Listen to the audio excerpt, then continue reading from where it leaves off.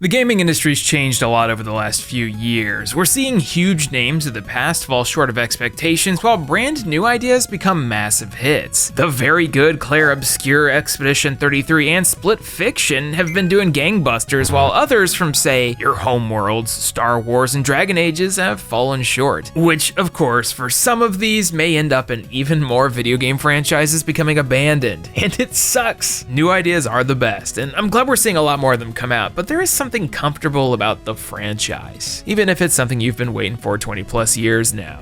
Darkstalkers, for every annual video game release like the Pokemons and Call of Duties, we've got even more cool names stuck in a holding cell, maybe to never see the light of day again. I mean, it's normal, generations all have their things. You don't hear about kids these days clamoring for sock'em boppers and Viewmasters, even less so a brand new Robopon, a Pokemon clone franchise left behind by Hudson and Konami, never to see past the year 2001. This is just a singular case of thousands of video game franchises getting dropped and abandoned. Some beloved, others fusion frenzy. This video is going to be talking about more of these in hopes that someone out there is listening, because all of a sudden there's a new Echo the Dolphin. But we're going to be doing it through the lens of the franchise with the most recent game in the series, so we can maybe see a little bit of what happened. The latest and last, so you know we're going to be getting into Blinx 2 Masters of Time and Space. Boss, let's get out of here. So yo, it's Austin, and today we're bringing out the shovel to dig up even more dead and abandoned video game franchises. Last time I guess I complained about F-Zero enough, and now we've got F-Zero 99, and GX is heading to Nintendo Switch Online,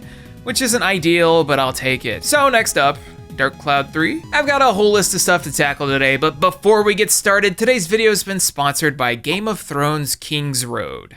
Game of Thrones King's Road is an official Game of Thrones action-adventure RPG based on the show and the A Song of Fire and Ice novels. It actually takes place during Season 4 with a brand new story that expands the lore of Westeros through hard-hitting combat, world politics, and character progression. Ever wanted to walk around King's Landing? Well, you can. There's a bunch to explore and beloved characters to embark on your adventure with, like Jon Snow. That exploration is met with a pretty engaging combat system that emphasizes skill and strategy. Slice, counter, and dodge your way through the dangers of the world as one of 3 classes: Knight, Sellsword, and Assassin. And it's hard to go wrong with a Sellsword with its massive, heavy-hitting axe. And you can do all this online with friends in the Altar of Memories mode, where you can tackle powerful monsters like the Ice Spider or Stormhorn unicorns. Game of Thrones King's Road has lots to offer fans of the series or those who just want to dip their toes into the world. It's also got cross-platform, so you can play it both on PC and mobile. So if you want to check this out, click the link in the description and start playing Game of Thrones King's Road today. Play free now. Thanks to Game of Thrones King's Road for the sponsor, but for now we need to get back to the main event. More dead and abandoned video game franchises, and I don't think there's a better way to start this off than by talking about something that, well, used to mean something. There sure are a whole lot of Konami IPs just floating around in space, huh?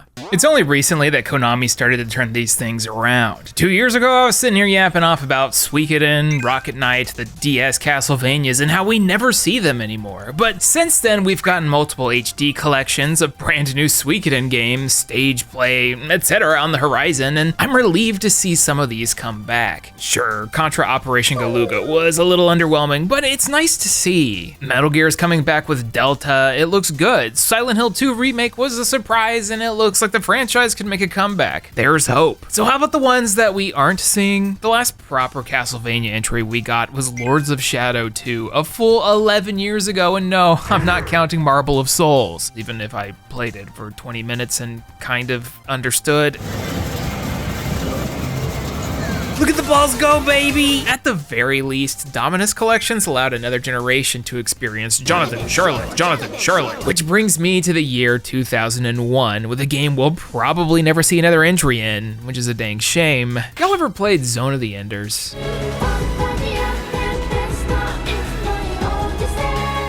Well, you should. Zone of the Enders, produced by one Hideo Kojima, is what happens when you decide that mecha should be a super fast-paced hack-and-slash type of deal as opposed to MechWarrior. Different strokes, I like both, but there's something about the virtual on-looking combat that gets me good. You play as Leo Stenbock, a tiny child who does get into the robot, the Frame Jehudi. And pretty quickly, I might add. Then you're dragged into space to do all sorts of fighting. It's good stuff. Zone of the Enders is good. It reviewed decently, and it probably sold a whole lot lot more in the early PS2 days, thanks to it being bundled with the Metal Gear Solid 2 demo disc, aka the thing that convinced everyone the main character was Snake. Whoops. Anyways, Zone of the Enders doesn't stop here. In the same year, we'd get The Fist of Mars on the Game Boy Advance, a turn-based strategy RPG, and then in 2003, the main event, Zone of the Enders, the Second Runner. There is a lot about the Second Runner I could say, like how it's easily one of the top 10 PS2 games of all time, or how it has one of the coolest sequences in all of games with the Battle of Alman. I won't spoil it for those who haven't played. The characters are more engaging. Dingo's great. Leo comes back from the first one, even though he still kind of looks like a baby. Zone of the Enders, the Second Runner, is an absolute classic, and it is a shame that it didn't sell better. I think Konami went all in on Zoe too. They released 2 anime projects in 2001. Hideo Kojima also had a concept for a third game in 2008, and it was even in the process of being worked on as far as 2012. However, that original HD collection was done by High Voltage Software, and it had some issues causing the Second Runner to have terrible performance, even on 7th gen hardware. This led to poor sales and mixed reception, which then led to Kojima rethinking if a sequel was worth it, and well, we all know what happened with him. Zoe 2 ended up getting a final port on the PlayStation 4 with the Second Runner Mars, and it's about as good as it gets. However, once again, this port's sales were underwhelming, and any proposals for a third game would never happen. Being a Zone of the Enders fan sure is suffering. Get lost. At the very least, you can still play the Second Runner Mars on PC and PlayStation without any issue, but also with the VR headset if you want, which sounds miserable. Leave me. Speaking of being miserable, anyone else out there a Hudson Soft fan? The Lake game developer got merged into Konami sometime in 2012, and they sure don't like to put light on their franchises these days. Bomberman gets some love, and confusion if you're in Japan trying out Bomber Girl, but Hudson had a decent amount of series I loved playing growing up. I'm sure no one remembers Pinobi, Bonk, or Super Adventure Island, but you might have played some Bloody Roar. Yeah, Bloody Roar rules! But there hasn't been a single squeak out of this franchise since the 5th game in the series, Bloody Roar 4. Huh? I know, although Primal Fury's a great name. Bloody Roar, aka Beasterizer, they can't keep hogging all the cool names, is a series we've tackled before, but it's simple. It's a 3D fighter where people turn into zoanthropes. Take whatever it is that's deep inside you and unleash it with fully elastic clothing, maybe, so people still know it's you. Bloody Roar 4, the final game in the series, just wasn't it. In fact, I'd actively say it was the death knell, as a majority of the community say play any game except 4. And trying it, I kinda understand it. Hudson and Aiding leaned into the Dead or Alive appeal, but forgot how to design balance, leading to the most obnoxious health bar management system in the series. Seriously, what is this? The career mode's XP systems are obfuscated and ridiculously grinding. The voice acting is all over the place, and well, it's just missing the sauce that made the others so special. I think you can have fun with Bloody Roar 4 as a Kasuge entry, or something you just put on for laughs, but if I'm gonna pick one to play for real, it's 2 or Primal Fury. Surprising no one, the reviews were lackluster too bad, with EGM giving it a 3.67, which is crazy. And that'd be that for old Beasterizer. It's been 22 years now without so much as a peep or cameo outside of Yugo and Dream Mix TV World Fighters. Come on, Konami, bring back Bloody Roar. It's one of the premier listed games in Eiffel 65's My Console. A song for all generations. Now, one last Konami franchise, and anyone that knows me saw this coming. Where the f is Ganbare Goemon?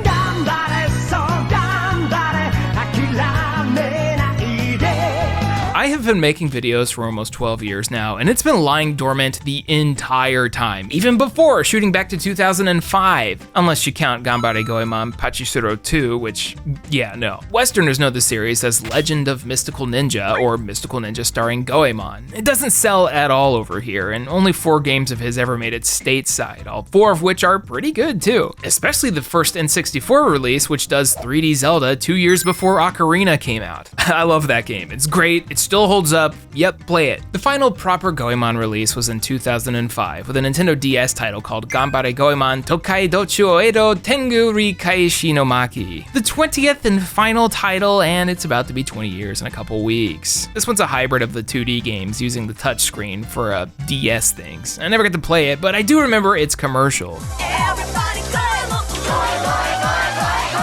However, there's actually another Goemon title I want to talk about for a bit. We actually almost got ourselves a 5th one in the States, and it was pretty good too. Coming out for the PlayStation 2 in its launch year would be Boken Jidai Katsugeki Goemon.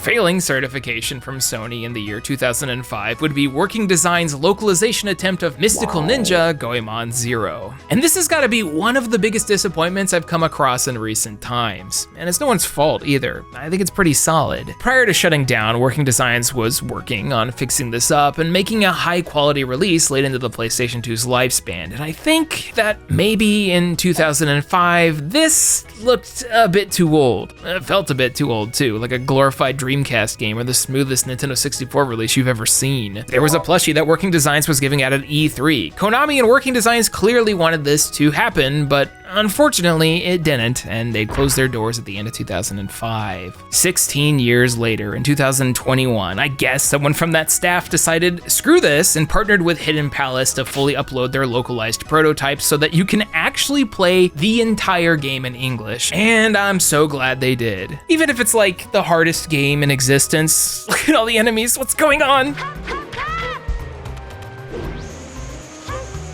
It can be a little frustrating to say the least, especially when you watch a long, unskippable cutscene after a boss fight and then die in one frame.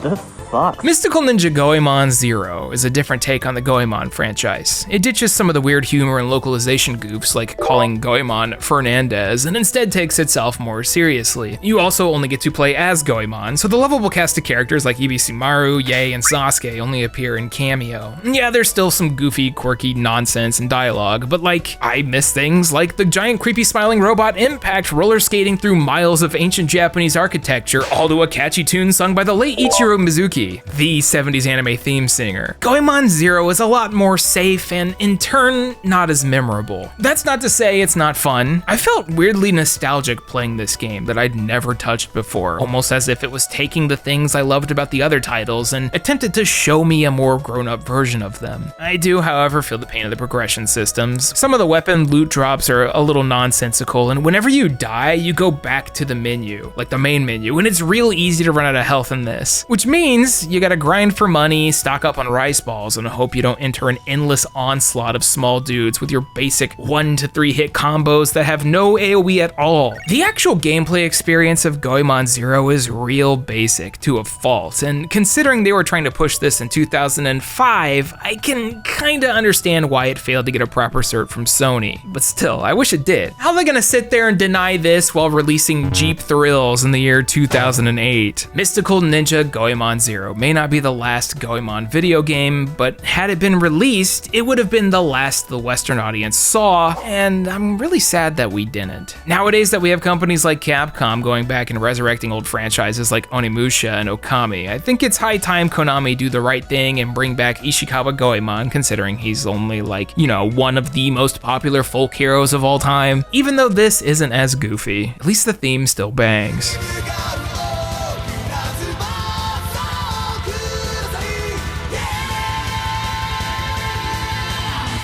Yo, shout out to Bakeru for being a spiritual successor to the Goemon games. It may not be like quite the same, but hey, they tried. Maybe someday Konami will give us, and by us I mean I, what I want. So how's about another publisher? Even though you may only think of Halo these days, for a while Microsoft was responsible for creating all sorts of IPs. The original Xbox had a ton of interesting ideas that have all but ceased existing in the mainstream spotlight. I mean, we're coming up on 18 years since the last Fusion Frenzy. How can this be? It was Bill Gates' favorite video game. The answer lies in the review scores. Yeah, a little hard to recover from that one. Fusion Frenzy was more of a crash bash than a Mario Party, as it didn't have a board game to play and was instead an onslaught of mini games. Fusion Frenzy screams 2001, and its presence on the original Xbox's launch lineup sure was noted. Fast forward 6 years to January 2007, and we've got Fusion Frenzy 2. It's a little wild that Microsoft replayed replaced the original dev, Blitz Games, with Hudson Soft for the sequel, who made several Mario parties, and even wilder that it's a worse game. The so-called non-stop party game action on the cover lives up to the title by having a bare minimum of things to do that aren't minigames. The sales weren't great, and that'd be that for ol' FF. Turns out the kids don't want to play party games starring Phantasy Star Universe OCs, they want a Call of Duty 4 Modern Warfare. Any look at the original Xbox library and you'll see a ton of games that never got sequels or franchises that have been left behind. I don't hear anyone talking about Blood Wake, but Blood Wake was awesome. Spike Out Battle Street was this crazy beat 'em up, successor to Spike Out, and probably the gateway game for Toshihiro Nagaoshi to start working on the Yakuza franchise. And don't even get me started on Crimson Sky's High Road to Revenge, easily one of the best games on that entire console. It's a fast-paced dogfighting game based on a board game from the 90s that got turned into a fantastic duology made by Zipper Interactive and FASA Studios. Each of the stages were these big, massive open areas that you would fly freely around in while doing missions. I can't say enough good things. Which brings me to Mechassault, also based on a fictional tabletop wargaming franchise that goes back as far as the mid-80s, Battletech. Yeah, you know, the thing I pass by in Walmart all the time and have to fight every consumer bone in my body because robots are sick. Battletech may not be gone, but it sure has been 2 decades since Mechassault 2 Lone Wolf. Mechassault is a pretty simple concept. It took the more complicated MechWarrior games and distilled them down into real accessible early Xbox Live mainstays where you'd stomp around blasting others while being called terrible names with that horrible headset. But it sure was a good time. The original Mechassault was a classic, and the sequel, Lone Wolf, was just as fun. Just remember to crank up the soundtrack because we got big artists like Korn and Papa Roach. The campaigns for these are pretty basic. In the first, you play as a dude literally called MechWarrior. You've got your fun job squad, one of which kind of looks like Owen Wilson. Wow. He's crazy as a road lizard.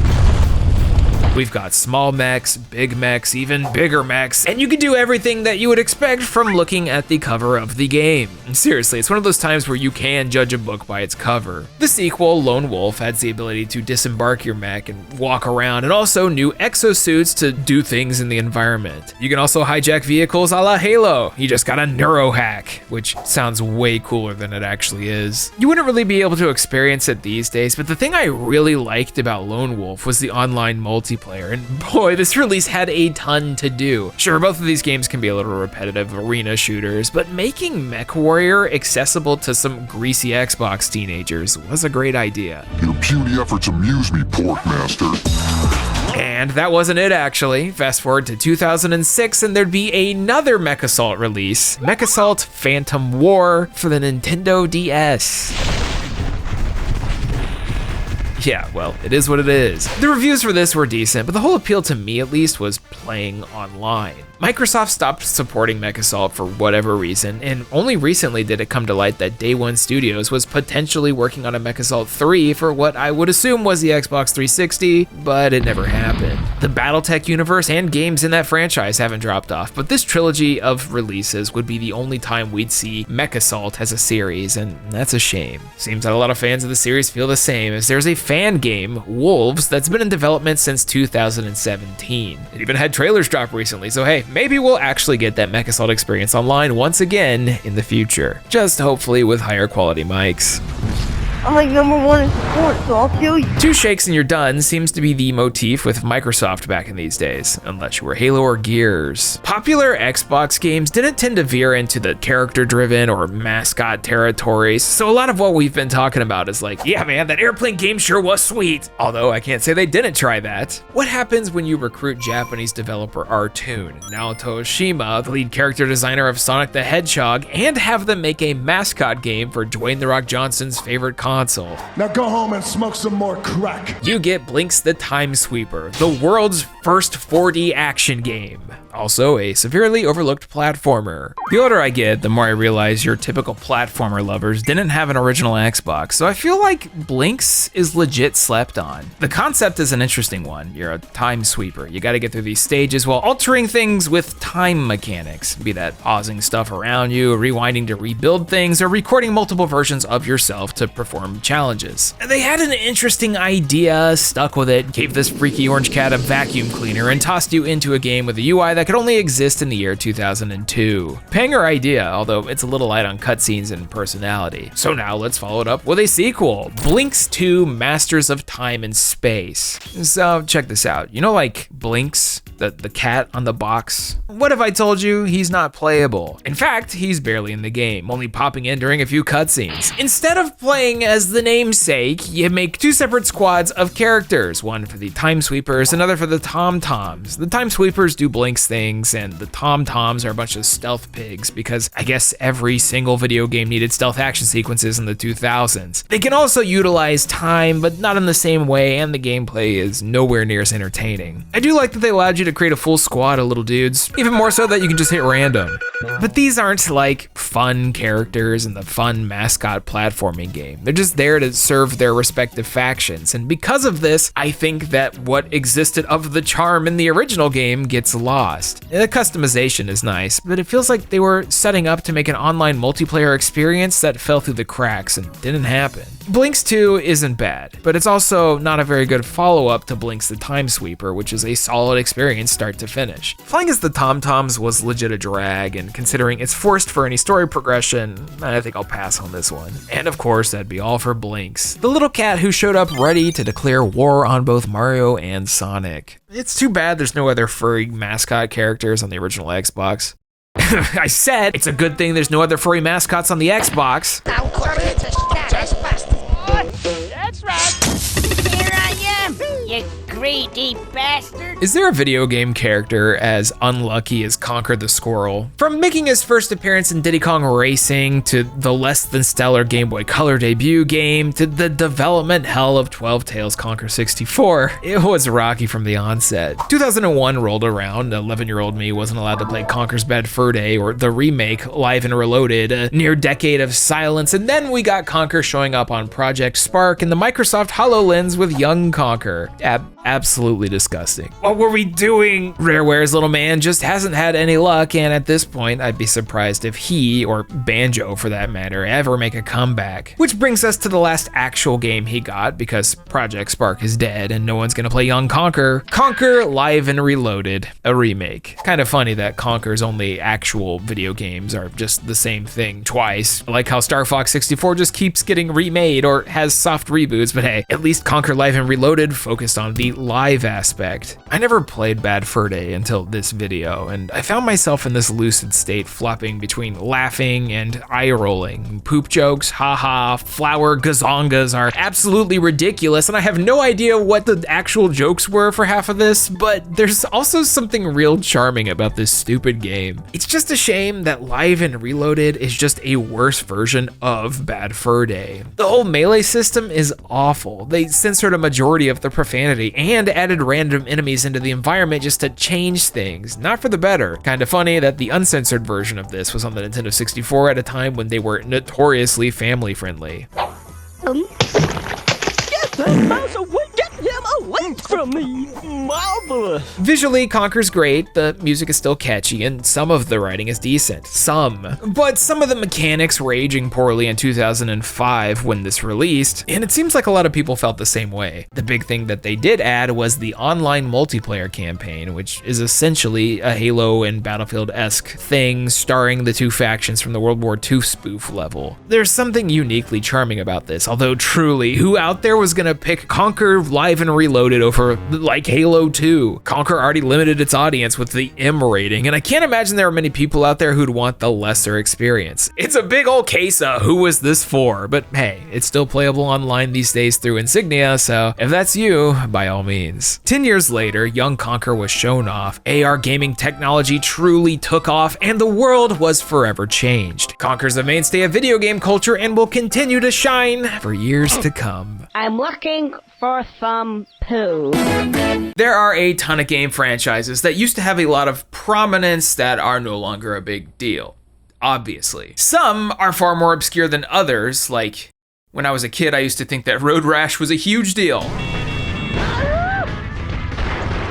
Truly, they don't make them like this anymore. Road Rash was practically a 90s exclusive Electronic Arts franchise, back when their Sega Genesis carts used to be special with the yellow plastic tabs. The concept is silly. You just raced on motorcycles while punching and kicking at dudes on the road. It had a fun combat system. Maybe not something you'd play for your entire childhood, but a decent rental. However, you might be surprised to find out that the Road Rash series got itself a total of 8 games over its lifespan. Road Rash 2 also hit the Genesis, and this time with a proper split screen mode. Road Rash 3 hit the Genesis as well, but what really got wacky was the immediate reboot, Road Rash, that hit all your CD-based systems. They ditched the normal realistic aesthetic and instead gave us caricatures. Also music by Soundgarden. All 90s kids dream of this. The gameplay got more ridiculous, the weapons got more absurd, and this trend would continue. Road Rash 3D gave us full gangs and FMVs of people doing stuff. Road Rash 64 did a lot of the same. And then finally, in the year 2000, fresh out of Y2K, we'd get the final entry, Road Rash Jailbreak.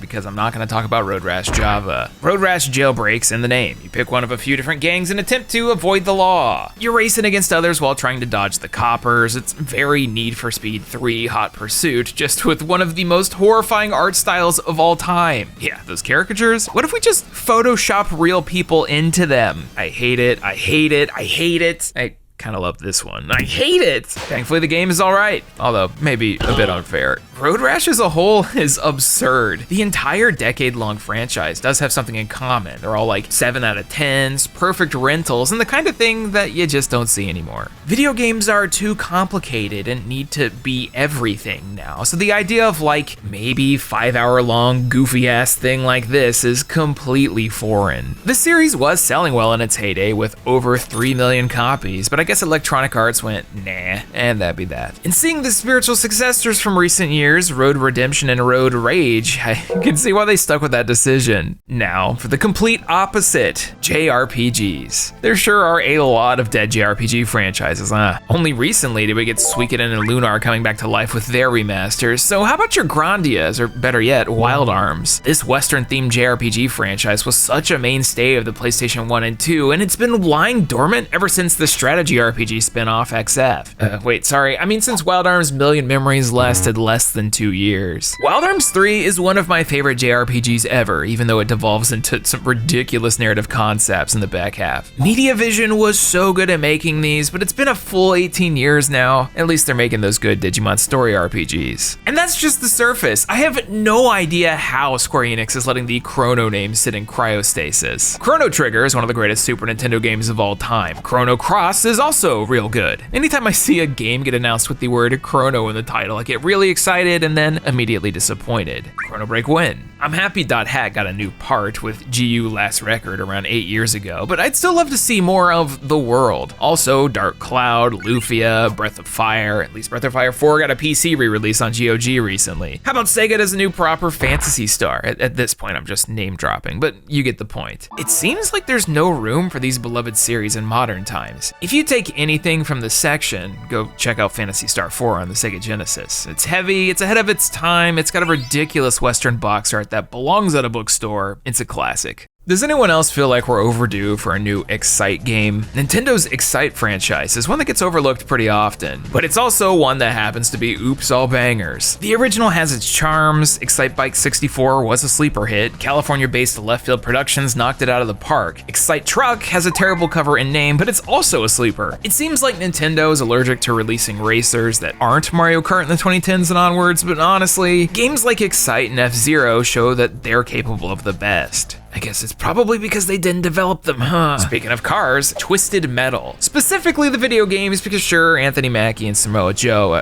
Will Arnett are doing their thing, but it's hard to believe that we haven't had a new Twisted Metal since 2012. I guess it's probably because the car combat genre is dead and buried. We're 20 years removed from the original Twisted Metal. Twisted Metal made an appearance on every Sony console up into the PlayStation 3, some way better than others, and in 2012 we'd get simply Twisted Metal for the PlayStation 3. This reboot gave it an all-new style and paint job that worked well for the world, albeit a good bit more violent than its predecessors. The violence never stopped the camp, though. Why, Miss Fox, you were right. You do shine. There's 3 campaigns to play through: Sweet Tooth, Mr. Grimm, and Dollface. They're a bit more involved than the original's arcade setup, although it only really adds a few different game modes and cutscenes. Most of it's gonna feel similar. In fact, it quickly becomes obvious that Twisted Metal got retooled a few times, from a cheaper PlayStation Network release to a $40 multiplayer-only game like Warhawk, and then finally a full $60 release. I mean, only 3 characters for a campaign, it feels like there's missing content for sure. At least we still got Calypso doing Calypso things. Take me to it now! Your wish is granted. I'll find you, Calypso! I'll find you and kill you! What can I say? It's Twisted Metal. A pretty decent one, but the lack of things to do definitely hurts it. That and the AI bots are relentless. You got no breathing room and they will try to end your existence.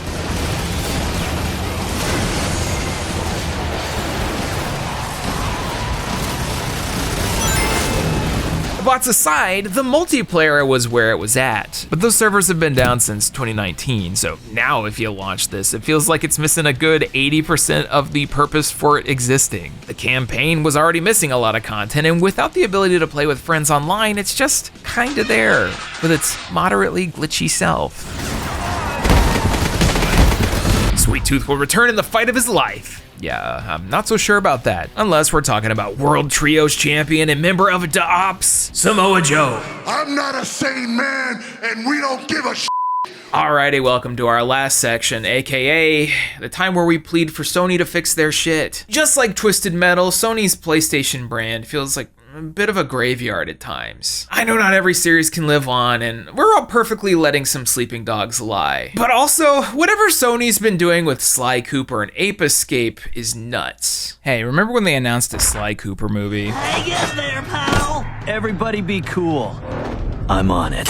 Yeah, that was in 2017. I don't think this one's happening, y'all. First things first, I think that Sucker Punch is one of the more talented video game studios in modern times. It seems like they like to make a trilogy before moving on, and I can respect it. The infamous series by Insomniac. I mean, Sucker Punch is great. Ghost of Tsushima was awesome, and Yotei looks like it could be real good too. Rocket Robot on Wheels was okay, but Sly Cooper and the Thievius Raccoonus and its sequels are considered some of the tippest to the top of the PlayStation 2 library. Bunch of 8 and 9s, good stuff. You play as Sly doing stealth action platforming, but not tacked on and actually good, Blinx. The sequels introduced other playable characters like Bentley and Murray, bigger open-ended maps to explore with missions to tackle. It's just good stuff. Sucker Punch released all 3 of these in less time than it took to develop Ghost of Tsushima and pieced out with the infamous series. Sony, realizing they need to try and keep some of their franchises alive, let this one lie dormant until the 2010s, where they then recruited Sanzaru Games for an HD collection and eventually the most recent release, Bentley's Hack Pack. I'm just kidding, it's Thieves in Time. But that's all in the past, and now I'm ready to move on and begin a whole new life. Ah! I need to spend more time with Sly Cooper Thieves in Time. I feel like this entry has dedicated haters like you wouldn't believe, with others saying, yeah, it's not as good but still enjoyable. And honestly, I'd need to sit down and play through all the entries back to back to really understand. It seems like Sony and Sanzaru didn't do enough with the ideas they had, and I think part of that was the fact that this was one of the cross-generation buys for the PlayStation Vita. On the other hand, the idea of playing a brand new handheld Sly Cooper was pretty novel. Regardless of the mixed reviews, it seems like sales were decent. Sony would start working on that movie, it'd fall into obscurity, and that would literally be it for Sly Cooper, besides a cameo in Astrobot. You can probably blame the success of the Ratchet & Clank movie for that one. It's enough to make me want to vaporize someone. Which brings me to Ape Escape. How in the world are we not just drowning in new Ape Escapes? For whatever reason, it seems like Sony hates the idea of their big tentpole releases not looking hyper-realistic and envelope pushing, which is crazy to me, because Nintendo's just running freely down the left side of the field known as family-friendly video games. In the PlayStation 1 and 2 days, they had all sorts of fun characters and games that could appeal to younger audiences, and Ape Escape was a huge one. Heck, it was the game that required a brand new controller just to play it, the DualShock, and people did. I'm sure we all know what goes on here. The apes have escaped, and you must catch them. Use various tools and a control scheme so unique it's only really an Ape Escape. Signed, sealed, delivered, let Ubisoft publish a few of these instead. It seems like the lesson that Sony took from Ape Escape was, we should use this franchise to sell gimmicks and peripherals, because instead we're getting worse ports on the PlayStation Portable, ridiculous minigame collections, iToy tech demos, and its final entry, a PlayStation Move exclusive.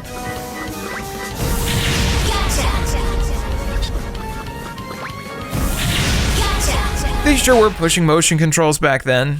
See where that got us. All of this to say, the last actual Ape Escape game, like real dead-ass Ape Escape release, not JRPG spin-off, was Ape Escape 3 almost 20 years ago.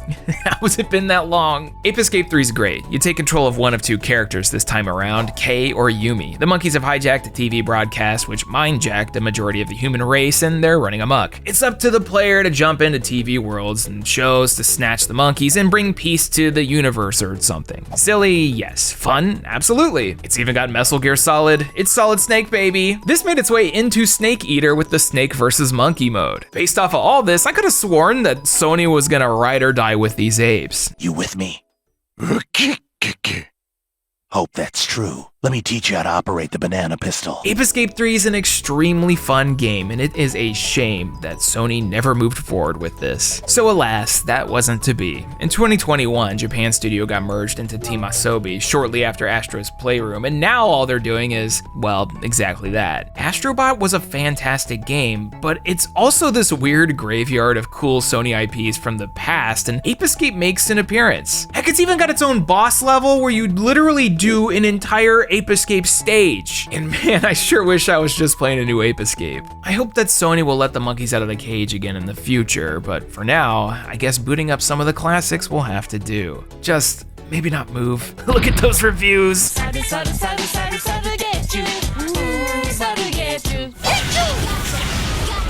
And so there we have it, more dead and abandoned video game franchises. And not a happy ending. Whoops. I'm glad that Sony's been taking a lot of their older catalog and, porting them to the PlayStation, but I sure would love to see, a little more than that. I would love to see a new Ape Escape. It's easy, or maybe even medieval or something. There's a lot that they could do. I just suppose that sales will have to show the interest now because things can't sell 150,000 and be a success anymore. It has to be like 4 million. If you liked today's video, let me know down in the comments. Also, maybe some other franchises that I should check out that might be in a similar position. Check out the sponsor, Game of Thrones King's Road. And if you want to support us directly, head on over to the Patreon where you can become a backer or buy a t-shirt over at the Pixel Empire. Do the subscribing or don't, it's chill. I'm just glad you're hearing me out. Anyways, I'm gonna head out. The next 2 weeks have the Switch 2 and Final Fantasy Magic the Gathering coming out at the same time, and that is just unfair. I've been Austin, play some video games and stay hydrated. Thank you all so much for watching. Special Patreon shout out to Alfred Correa, Benna Oswald, Blackfoot Ferret, Blake Thomas, Charles Rosner, Cheeks, Clerk Fox, Chris Shelton, DX Buster, Dylan Snyder, Fragile Traveler, Hey Quiggles, Idlevice, Jay Roos, Jacoby Fitzpatrick, Kevin Zanowski, Pierre, Platinum Rose, Pacha Bear, Rare Find It, Ryan Talbert, and Vox. Thank you all so much for your generous support. Turns out if you want me to make a video real fast, you just have to make me miss Goemon. I really do. Gonna be releasing a couple videos over the next couple weeks to make up for the fact that we were gone for a little bit, so stay tuned for that. Also, yeah, a lot of things coming out in June. Finally started painting my Eldari 40k army. It's only been a year. You'll probably never see me make content about it, but I will talk about it here. So yeah, okay, bye.